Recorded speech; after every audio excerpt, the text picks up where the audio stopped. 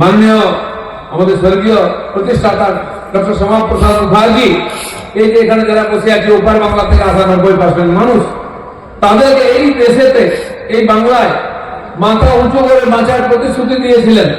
এখানকার যোগ্য নাগরিকত্ব দিয়ে এই দেশে তারা সম্মানের সঙ্গে থাকবেন এই প্রতিশ্রুতি দিয়েছিলেন। সে প্রতিশ্রুতি এখনো পুরো হয়নি। শুরু হয়েছে সিএ এর মাধ্যমে নাগরিকত্ব দেওয়া।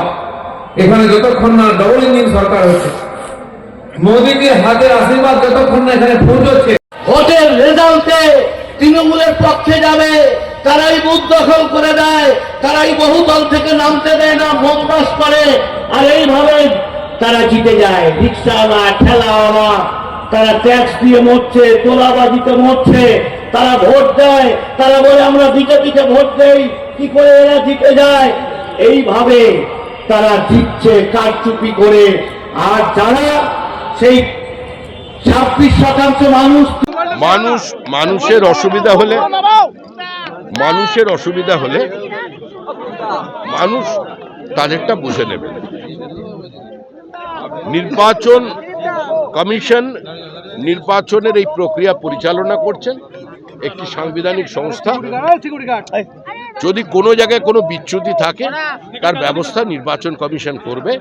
যদি নির্বাচন কমিশন না করতে পারে তাহলে মুখ্যমন্ত্রী তো কালো কোট পড়ে যাচ্ছেনই, উনি তো কোর্ট পড়ে যাচ্ছেন, সুপ্রিম কোর্টে উনি যা বলার বলবেন। আমাদের মুখ্যমন্ত্রীর ওপর পুরো আস্থা আছে, পুরো আস্থা। আরে অভিষেক বন্দ্যোপাধ্যায় নয় ভাই, কেন অভিষেককে টেনে আনছেন বারবার? আমাদের রাজ্যের যিনি মুখ্যমন্ত্রী, আমাদের নেত্রী মমতা বন্দ্যোপাধ্যায়, তার প্রতি আমাদের বাংলার মানুষের সম্পূর্ণ আস্থা আছে। এসআইআর এর ভুল ত্রুটি যা হয়েছে, উনি কালো কোট পরে সুপ্রিম কোর্টে দাঁড়িয়ে সেগুলো সব ঠিক করে দেবেন, এই বিশ্বাস রেখে এখান থেকে যায়।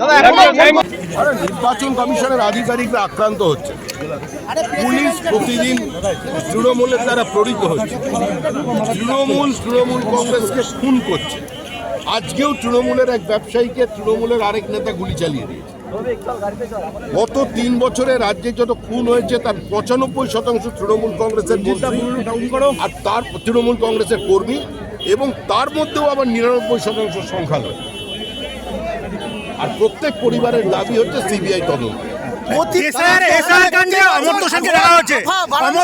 অমর্ত্য সেনকে ডাকা হয়েছে এসআর কাণ্ডে। যে ভোটার তাকে ডাকা যেতেই পারে, অমর্ত্য সেন তো সংবিধানের ঊর্ধ্বে নয়।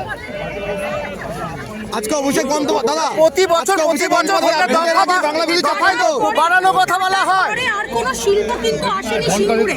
আজকে সিঙ্গুরের কৃষকরা তারা বলছে আরে মুখে লাগছে তো, কোথাও কোনো শিল্প আসেনি, কারণ এই সরকারটা শিল্প বিরোধী সরকার, যেখানে কোনো আইন শৃঙ্খলা না থাকে না, যেখানে জুডিশিয়ারি স্বাভাবিকভাবে কাজকর্ম করতে পারে না, তো স্বাভাবিকভাবেই সেখানে শিল্প সম্ভাবনাও থাকে না।